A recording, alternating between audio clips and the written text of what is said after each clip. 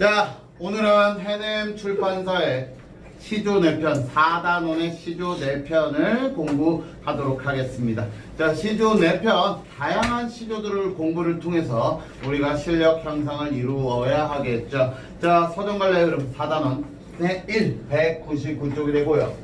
오늘 배울 첫 번째 작품, 성삼문 씨의 작품입니다. 즉, 아주 유명한 작품이죠. 수양산 바라보며.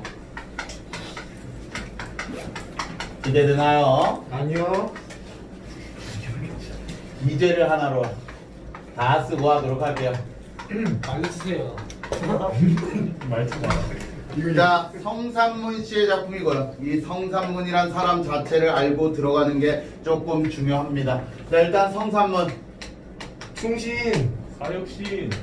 사육신중한 사람으로서 단종을 지키려 했다 죽음을 당한 사육신이 되겠죠. 그래서 성삼문 작품은 대부분 지조와 절개를 뜻하는 작품들이 많다라는 거 여러분이 다 두시면 될 것이고요. 자, 그렇다고 우리가 역사적 사실을 좀 들어간다면 마이크 안 써도 돼. 이 성삼문이라는 사람이 단종을 지켰던 사람이라 했고, 그럼 누구로부터 단종을 지키려고 하였는가? 바로 단종 다음의 왕이죠. 누가 되겠습니까? 세조. 바로 세조가 될 것입니다. 그럼 여기서 세조를 지칭하는 표현이 여기 나와 있죠. 세조를 왕이 되기 전 이름이 뭐였습니까? 수양대군. 수양대군이었습니다. 근데 여기서 우리가 봐야 될 게 이 수양산이란 표현 실제로 존재하는 산입니다. 어디에? 중국에. 그렇기 때문에 이 단어는 중의적 표현이라고 볼 수가 있고, 이 수양산이란 의미 자체가 중의 두 가지로 해석이 된다라고 우리는 볼 수 있죠. 배기와 숙제가 살던 산, 배기와 숙제가 숨어 제가 굶어 죽은 데더라고요. 살던 산이었습니다. 고사리. 그럼 여기서 진짜로 수양산의 의미가 되겠죠. 배기와 숙제가 존재했었던 그런 산이 될 것이고요. 두 번째, 바로 수양대군을 의미한다고 보겠죠. 그럼 1번으로 해석을 하든 2번으로 해석을 하든 이래나 저래나 저 수양의 의미는 같습니다. 이쪽을 바라보며, 즉 생각하며가 되겠죠. 즉 배기와 숙제를 생각을 하든가 수양대군을 생각하며 이제를 하나노라. 여기서 중요한 포인트가 있어요. 바로 이 이제가 배기와 숙제를 줄여서 이제라고 한 것입니다. 자, 이제는 애초에 화자배기가 세상을 등지고 수양산에 들어가 고사리조차 고사리를 먹으면서 살다가 굶어 죽었답니다. 배기와 숙제는 은나라 사람이고요. 은나라가 무너지고 주나라가 세워지자 우리는 주나라에 충성할 수 없다라고 하면서 수양산에 들어가 굶어 죽었습니다. 고사리를 캐먹다가. 그럼 니들이 잘 알아야 될 게, 얘네는 애초에 역사적으로 긍정적 인물들입니다. 얘네 자체가 상징하는 게 지조와 절개예요.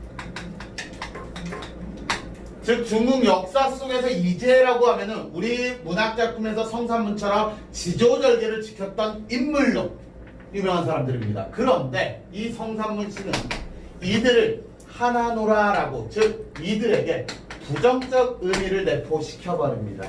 이들을 한스럽게 여기노라가 됩니다. 자, 그러면 수양산을 바라보며 저 지조와 절개를 상징하는 이제란 인물을 한스럽게 여기고 한탄하게 쳐다보겠다랍니다. 그럼 그 이유는 우리는 봐야겠죠. 줄여 죽은 인들 앞에 한 글자를 든다라면 자연스럽게 해석이 될 것입니다. 바로 굶자, 굶주리다, 굶어 죽다.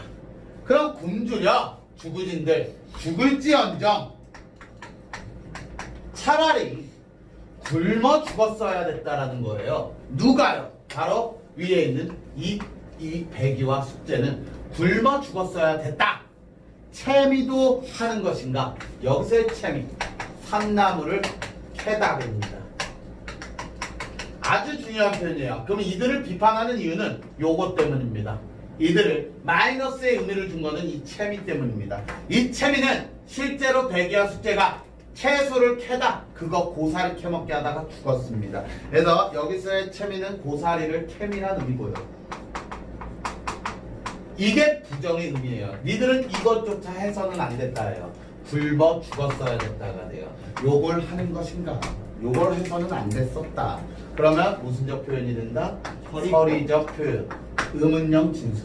이거는 해서는 안 됐다. 비록의 푸세들 현대어로 의역해서 쓰겠습니다. 비록 그것이 채미 즉 풀인들 당연히 저거는 풀이죠. 풀 캐먹다 죽었다라고 했기 때문에 그것이 풀인들 그 누구 땅에 났느냐? 그것이 네 땅에 나왔느냐? 니들이 그렇게 싫어하는 주나라 땅에서 나온 거 아니냐? 그럼 여기서의 누구는 1번 주나라 왕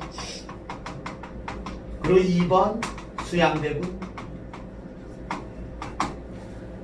그 말 그대로 이거는 저 풀조차 주나라의 땅에서 나온 것이고 그 주나라의 땅에서 나온 거라면 니들은 그것조차 받지 말았어야 됐다. 먹지 말았어야 됐다가 됐다. 나라면 먹었다 안 먹었다? 안 먹었다. 나라면 저것조차 먹지 않았을 것이다 라고 하면서 결국 말하고 싶은 건 나는 차라리 죽으면 죽었지 즉 죽음을 각오한 굳은 절개라는 것 요게 주제라는 측면에서 연결을 할 수가 있다라는 게 되겠죠. 나는 누구보다 더 낫다. 대기와 숙제보다 나의 지조와 절개가 더 높다라고 이야기하는 글입니다. 그래서 이 작품의 특징인 중의법, 서리적 표현 이런 걸 통해 자신의 지조와 절개를 드높이는 그런 작품이다. 간단하죠. 두 번째 작품 빨리 가면 황진이 작품이고요. 자, 우리가 황진이 작품에서 알아야 될 거. 황진이가 뭐라는 걸 알고 있어야 되느냐? 기생이라는 게 돼요. 기녀라는 게 됩니다. 즉 노비입니다. 그렇다면 조선 시대의 이 시조란 문학이 즉 지조와 절개를 철저히 지켰던 양반층에서부터 기생층까지 다양했다라는 걸 알 수가 있고요. 보통 황진이 작품들은 거의 다 사랑 노래입니다. 기생들이 지었던 노래는 저런 지조와 절개라는 측면이 아니라 그들의 사랑을 노래한 작품을 많이 썼다라는 거고 이 작품은 정말 유명합니다. 어쩌 라는 감탄사이고요. 자, 그러면 감탄사를 할 때 우리 기뻐서 와우 할 수도 있고요. 슬퍼서 라고 할 수도 있습니다. 근데 여기서 미리 내용을 정리한다면 이 후회와 한탄. 그리움, 한탄 이런 것의 정서가 이 감탄사 안에 집약되어 있다고 합니다. 이 안에 그냥 이 시적 화자의 후회와 그리움의 마음이 한 방에 들어가 있습니다. 어저 내 일이야. 내 일이라고 하고 있네요. 내가 한 일이야. 내가 해버렸답니다. 즉 여기서의 내는 화자가 되겠죠. 그 화자가 스스로 한 일입니다. 스스로. 그럼 뭐를 했느냐? 뒤에 나오지만 이별 통보를 화자가 스스로 하였습니다. 나 너와 헤어지겠다 라고 이별 통보를 했고요. 내가 한 일이야. 그릴 줄을 몰랐더냐? 내가 스스로 이별 통보를 해놓고 그리워할 줄을 몰랐더냐? 나는 당신이 지금 너무너무 어떻다? 그립다라는 정서가 여기 다시 나오는 게 될 것이죠. 이별을 통보하고 그리워하는 여인의 마음입니다. 이시라 하더면 가량하는 제구태여 의역하겠습니다. 있으라고 했다면 그 님이 앞에 여기 그 님이가 들어간다라면 더 정확하겠지. 갔겠냐마는 날 떠나서 갔겠냐마는 즉 내가 이별 통보하지 말고 있으라고 했다면 가정법이 되겠죠. if 일단 내가 그때 이별 통보하지 않고 있으라고 했다면 그님이 갔겠냐마는 제구태여 이 제구태여가 정말 중요한 구간이에요. 왜 가장 중요한 구간이냐? 일단 현대를 보면 내가 굳이 라가 될 것이고요. 내가 굳이라고 될 것이고요. 여기서 그 중요한 행간 걸침이 될 것입니다. 근데 여기서 봐야 될 게 이 작품과의 공통점이 뭐냐? 중인법이 쓰였다는 거 알아두세요. 왜? 여기서의 나 우리 사랑하는 사람과 사랑하는 님과 우리 부부관계를 뭐라 하죠? 보통 일심동체라 합니다. 일심동체. 즉 한 몸이고 한 사람이다 라고 표현을 합니다. 그럼 사랑하는 연인과의 관계에서 이 내라는 건 또 뭐라고 해석이 되느냐? 임이라고도 해석이 돼요. 즉 결국 나는 너 너는 나예요. 이 제구태여는 내가 굳이라고도 해석이 되고 임이 굳이라고도 해석이 되기 때문에 중요한 표현법이 됩니다. 자 그러면 임이 굳이라고 해석을 할게요. 그러면은 요게 바뀝니다. 어디로? 임이 굳이라고 해석이 된다면 요 위치가 요로 가줘야 돼요. 다시 정리한다면 내가 했습니다. 그리고 그리워하고 있습니다. 있으라고 했다면 임이 굳이라고 해석이 된다면 임이 굳이 같겠냐마는 이렇게 해석을 해줘야 돼요. 그러면 무슨 법이 되느냐? 도치가 되줘야 됩니다. 이럴 경우 이제 도치가 돼야 돼요. 그래서 도치법을 통해서 이미 안 갔을 거다 라는 의미를 강조해야겠죠. 그리고 그 밑으로 내려온다면 보내고 그리는 점은 내가 보내버리고 그리워하는 마음은 정은 나도 모르겠도다. 자 그러면 요 1번으로 가겠습니다. 내가 굳이. 그럼 얘 위치가 어디로 가야 되냐? 요 위치로 내려와 줘야 됩니다. 즉 앞으로 가는 게 아니라 뒤로 가줘야 돼요. 아예. 그럼 해석을 한다면 내가 굳이 보내고 그럼 보내고가 서술어고요. 나는 주어입니다. 지금 주어와 서술어의 위치가 너무나 떨어져 있어요. 오히려 주어가 이 밑에 있는 게 자연스럽습니다. 그렇게 했을 때 요 아주 중요한 기법 바로 행과 행 사이에 걸쳐 놓는다는 행간걸침의 기법이 돼요. 즉 저 중의로 인하여 도치법도 나오고 행간걸침도 될 것입니다. 그럼 행간걸침을 씀으로써 우리는 시적 긴장감을 조성한다라고 그래요. 이거는 이 작품뿐만이 아니라 모든 문학작품의 공통이에요. 행간걸침의 효과는 시적 긴장감을 조성한다. 내가 굳이 말이 멈췄다가 보내고 라고 들어가기 때문에 시적 긴장감을 조성한다는 게 되겠지. 자 그러면 내가 굳이 보내고 그리워하고 있습니다. 그럼 두 가지만 화자는 내적 갈등을 겪고 있는 거예요. 다시 그 남자에게 가서 나에게 와줘 하면 올 것입니다. 그렇지만 그 말을 하기엔 너무나 존심상해요. 즉 자존심 vs 그 남자를 그리는 연정이라는 그 마음 사이에서 심리적 갈등을 겪고 있다라는 게 되겠지. 세 번째 작품 김천백 씨의 백구야 말 물어보자. 요 작품이 이제 나와주면 되겠죠. 자 여기서 이제 중요한 건 이 백구라는 표현이 정말 중요한 표현이라고 했어요. 신입생한테 물어보는 거 아닌가 이거? 중구야, 중구니까 백구구나. 중구야, 혹시 백구가 뭔지 아니? 왜 네가 대답을 하냐? 몰라요. 때리고 싶어. 백구를 몰라요? 민준이 그럼. 추민성, 이렇게 해야죠. 민준 저 새끼도 몰라. 순이가 있잖아요. 백구가 백구가 뭐니? 흰색 개 아니야? 내가 처음에 했던 거랑 똑같아. 그래 흰색 개 진짜 권도인이 했던 거 똑같이 하네. 똑같아 진짜. 추민성 그래도 배웠잖아. 갈매기야. 그렇지. 오. 꼭 외우세요. 서 있는 백구는 옆에. 흰 갈매기예요. 옆에 서 있는 거. 이거 진짜 이제 개새끼 얘기 그만해라. 정말 백구는 개새끼가 아니라 갈매기야 갈매기. 자 그럼 백구야 라고 백구 갈매기를 뭐하고 있습니까? 인사. 부르고 있어요. 아. 부르고. 그럼 백구에게 지금 부르고 있다라는 건 얘가 청자가 된다라는 거고 얘를 사람 취급한다는 거고 요걸 우린 의인화라고 배웠죠. 부르는 거 뭐였지? 도노법이라고 했죠. 그딴 건 안 나와요 일단. 자 그리고 여기서 많이 나올 거 결국 백구가 청자가 된다라는 건 화자는 백구에게 뭐를 건네고 있다? 말을 건네고 있다라는 거고 얘와 이야기를 하겠다라는 대화체 형식이라고 볼 수가 있겠지. 자 백구에게 지금 말을 걸고 있어요. 뭐라고? 말 한번 물어보자. 즉 백구에게 의문이 있는 게 되겠지. 놀라지 말았으라 놀라지 말거라 라는 무슨 형? 명령형이 되겠죠. 명령형이 될 거예요. 됐습니까? 네. 자 그러면 놀라지 말거라 말을 걸었고요. 두 번째, 여기서 핵심 포인트예요. 명구승지를 어디 명구승지가 어디 널려 있느냐 묻는 게 이거예요. 즉 여기서 말 물어보자. 바로 이 명구승지에 대해서 묻고 있는 거고요. 그 명구승지란 뜻은 경치가 좋기로 이름난 곳이 명구승지입니다. 그러면 경치가 좋은 곳이라고 짧게 쓸게요.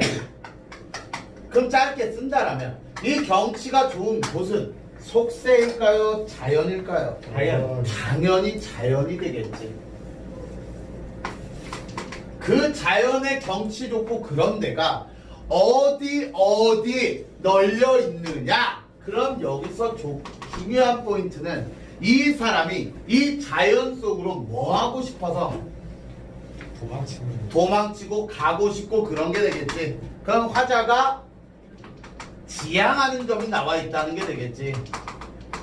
지향하는 바를 여기서 중요한 포인트 이거죠. 얘는 여기를 가고 싶어요. 그런데 백구한테 야 명구승지가 어디 널려 있어? 라고 표현했다는 것 자체가 나 거기 가고 싶어 라고 표현하는 건 직접적 표현이지만 이 표현은 어떻게?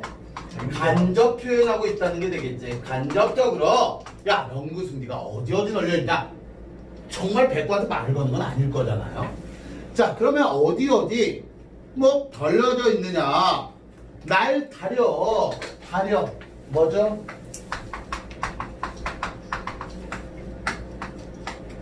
에게 그래서 다려라는 옛 부사격 조사가 있다라는 거 알아두시고요.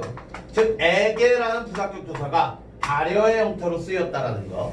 그럼 나에게 자세히 일러든 나에게 자세히 알려주면 그럼 여기서 또 포인트가 뭐냐? 알려주다예요. 알려주다. 그럼 이 알려주다의 주체는 누가 돼야 됩니까? 백구가 돼야 되는 거예요. 즉 백구야 네가 나에게 이걸 자세히 알려준다면 네와 걔가 놀리라. 너와 거기 가서 놀리라. 그럼 여기서의 거기는 어디? 명구승지가 될 것이고 결국 나는 너와 어디 속에서 살고 싶다? 자연 속에서 살고 싶다. 그럼 마지막 즉 자연과 함께 하고 싶은 마음이지 하나가 됐다라고 볼 수는 없죠. 즉 주제가 그래서 자연과 하나가 되었다 이 경우보다 자연과 하나가 되고 싶은 마음이라고 정의를 해줘야 될 것이고요. 자연에 동화되고 싶은 마음을 지니고 있어야 됩니다. 왜 이렇게 이 작품이 어려워지느냐? 보통 문학작품은 자연 가서 백구랑 뛰놀고 백구랑 뭐 이렇게 같이 놉니다. 근데 지금 갔어요? 못 갔어요? 아직 못 갔어요. 누가 알려줘야만 갈 수 있습니까? 백구가 알려줘야만 갈 수 있습니다. 그래서 이 작품에서 조금 어렵게 출제가 된다면 이 작품 전체적으로 주도권을 지니고 있는 건 누구라고 해석을 해야 돼? 백구가 돼요. 왜? 백구가 알려줘야만 갈 수가 있기 때문에 주도권은 백구가 가지고 있고요. 그럼 화자는 백구가 시키는 대로 해야만 저기를 갈 수 있습니다. 그래서 화자는 철저하게 주체의 입장이 아니라 객의 입장에서 서술을 하고 있다라는 게 이 작품의 특징이에요. 즉 자신이 주도권을 잡지 못하고 백구가 주도권을 치고 있으며 화자는 철저하게 객의 입장에서 백구가 그리한다라면 나는 저기 가서 지낼 수 있을 것이다 라고 이야기하고 있다라는 거. 자, 오늘의 마지막 두 번째 또 있지만 요거는 많이 나오는 거죠. 특히 이건 부평도 이거 외부 지문으로 나올 확률이 가장 큽니다. 맨날 사설 시도 중에 세트 중에 세트예요. 그럼 차이점 좀 보세요. 우리가 이제까지 배웠던 건 1, 2, 3, 1, 2, 3, 1, 2, 3 요렇게 첫 번째 줄을 뭐라 그래? 초장, 두 번째가 중장, 그리고 마지막에 종장. 이렇게 정형적인 1, 2, 3의 3장 체계인 평시조라는 걸 공부를 했고요. 근데 지금 배울 거 봤더니 석 줄이 아니라 몇 줄입니까? 네 줄입니다. 얘보다 조금 더 길어졌죠. 바로 이러한 갈래를 우리는 사설시조라 그러고 사설시조 대부분이 누구의 삶을 노래하는 거? 서민의 삶을 노래하고 있다라는 게 되겠지. 서민들의 삶을 진솔하고 구체적으로 그려내는 게 사설 시조의 특징입니다. 그럼 내용도 좀 바뀌겠죠. 여기서 뭐 자연을 예찬하고 뭐 지조와 절개 따위를 따지는데 여기는 솔직한 그런 서민들의 마음이에요. 창내고자 창내고자 창을 내고 싶다. 창을 내고 싶다. 어디에? 이내 가슴에 창을 내고 싶다. 오, 요거 중요하지? 창창 내창. A, B, A의 구조라 그래요. 같은 말, 다른 말, 같은 말. 그러면 지금 A가 몇 번이나 나온다? 세 번이나 나오기 때문에 당연히 운율을 형성할 것이고 A의 반복을 통해 운율을 형성하고 정말로 이내 가슴에 뭐를 만들고 싶은 거야? 창을 정말 만들고 싶은 거야. 바로 소망의 간절함을 지금 드러내는 거가 되겠지. 정말로 만들고 싶다. 그럼 왜 그렇게 만들고 싶을까요? 맨 마지막 봤다 갈게요. 이따가 답답하면 뭐 할까? 여다져 볼까? 하노라 라고 얘기를 하고 있어요. 그럼 이 화자는 이 노래를 부를 때 너무너무 어떤 상태예요? 답답해요. 그럼 이 창이 가진 소재는 중요하죠. 화자의 그 답답함을 뭐 할 수 있는? 해소하는 이런 거 우리 뭐라 그래? 매개체라는 게 나와주면 되겠지. 화자의 답답함을 정말 해소하고 싶은 매개체. 고모장지, 세살장지, 들장지, 열장지, 암돌적이, 수돌적이, 배목걸새, 크나큰 장도리로 뚝딱 박아 이내 가슴에 창을 내고자 한답니다. 자, 고모장지, 세살장지, 장지 나왔고요. 돌적이 나왔고요. 아, 전반적으로 여기 중장 부분은 특징이 비슷한 유사 어구를 반복적으로 뭐하고 있다? 열거하고 있다라는 특징이 되겠지. 열거법이 쓰였다라는 거.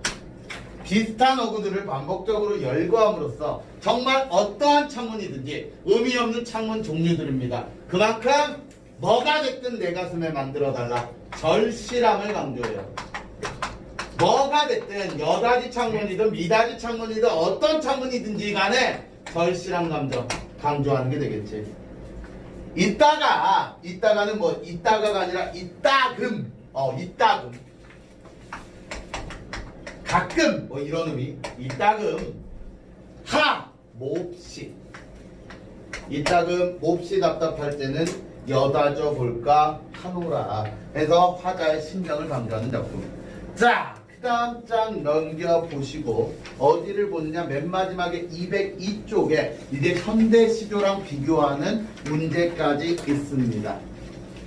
자, 보면 어루만지든 당신 숨결 이마에 다사하면. 자, 내가 왜 이렇게 읽었느냐. 다시 갈게요. 어루만지듯 당신 숨결 이마에 다사하면. 이렇게 해서 몇 음보가 나옵니까? 4음보 나왔죠. 그 다음 건 내 사랑은 아지랑이 춘삼월 아지랑이. 이렇게 또 몇 음보 나오고? 4음보 나왔고요. 장다리 노란 텃밭에 나비나비 이렇게 몇 음보 나오고? 4음보가 나옵니다. 그럼 전통적으로 지금 몇 음보의 형식을 따르고 있다? 4음보의 형식을 따르고 있다. 그러면 시조의 기본 율격이 몇 음보? 4음보라는 걸 지키고 있고, 그리고 봐봐. 그리고 하나 둘 셋 했을 때 연은 많지만, 연은 많아요. 나비 이거 다 연이야. 전체적으로 몇 장 체계를 지키는 것 같은 3장 체계를 지키는 듯한 느낌이야. 지키는 건 아니고요. 그리고 또 봐야 될 거, 여기서 무조건 그 고전 시조에서 무조건 지켜야 되는 데가 어디야?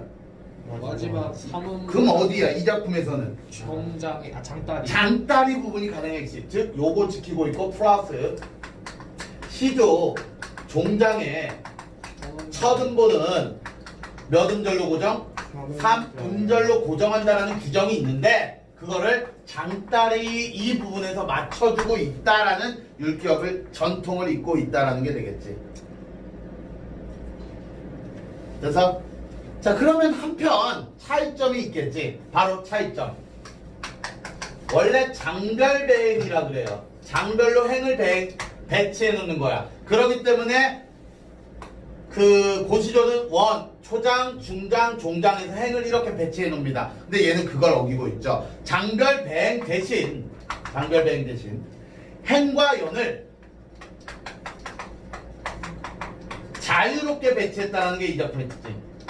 굳이 이렇게까지 완벽하게 맞추진 않았다. 행과 연을 좀 자유롭게 해서 형식상의 변화를 주었다라는 게 되겠지. 하지만 전통은 이거를 지키고 있고 차이점이 있다면 행과 연을 자유롭게 배치했다라는 차이점만. 그래도 얘도 갈래를 뭐로 봐야 된다? 시조로 봐야 돼요. 요걸 지키고 있기 때문에 갈래 자체를 현대 시조로 갑니다.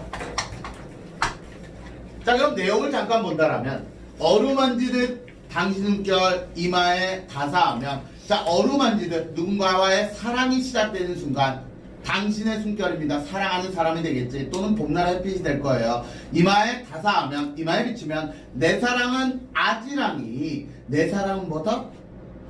아지랑이다. 요게 중요한 표현법이야. 사랑을 뭐에 비유했어? 아지랑이에 비유했어. 이게 왜 중요한 기법이냐? 자, 사랑이라는 감정은 구체적인 감정이야? 추상적 감정이야? 주사. 얘가 이제 추상적이며 관념적인 게 될 것이고, 아지랑이라는 것 얘가 이제 구체화예요. 그 이거 우리 뭐라고 배웠어? 추상적 관념의 구체화라고 분명히 배웠어요. 이걸 추구라고 우리가 배웠어요. 다른 말로 뭐라 한다? 시각적으로 형상화하고 있다라고도 표현이 나올 수 있다라고 강조를 했습니다. 시각적 형상화를 하고 있다. 저거 황진이 시조에서 많이 쓰이는 거예요. 춘사말의 아지랑이, 장딸이 노오란. 이 노란만 하면 되겠네. 뭐? 아니 노오란. 진짜 커요. 맞아. 그것도 돼. 색채요. 색채 이미지를 만들어내고요. 이런 건 뭐 상식으로 알아야지. 그리고 또한 노란이라는 게 이제 시적 허용이 쓰였다라는 것 또한 알아두시고. 자, 마지막에 이제 하이라이트 나비. 그럼 일부러 이렇게 배치를 해놨겠지. 일부러 이렇게 한 효과를 우리가 알고 있어야지. 말 그대로 그냥 나비 쓰면 될걸. 나비 해놓고 좀 띄어서 나비 써놓고 다시 띄어서 나비 써놓고 다시 또 띄어서 나비라고 글자 배열을 맞추었습니다. 왜 저랬을까요? 진짜 나는 것처럼 보이네요. 맞아요. 나비가 날아다니는 모습을 뭐를 통해 드러낸다? 요거 하나하나를 우리는 시어라 그러죠. 시어 배치를 통해, 아주 어려운 개념. 정말 시어 배치를 이렇게 했더니 나비가 요렇게 나는 것 같아. 형상화하고 있다 그래요. 보여주고 있다 그럽니다. 그래서 저게 가장 중요해요. 시어 배치를 통해서 형상화시키고 있다라는 저 점이 중요한 포인트가 되겠다. 오늘은 여기까지. 아이.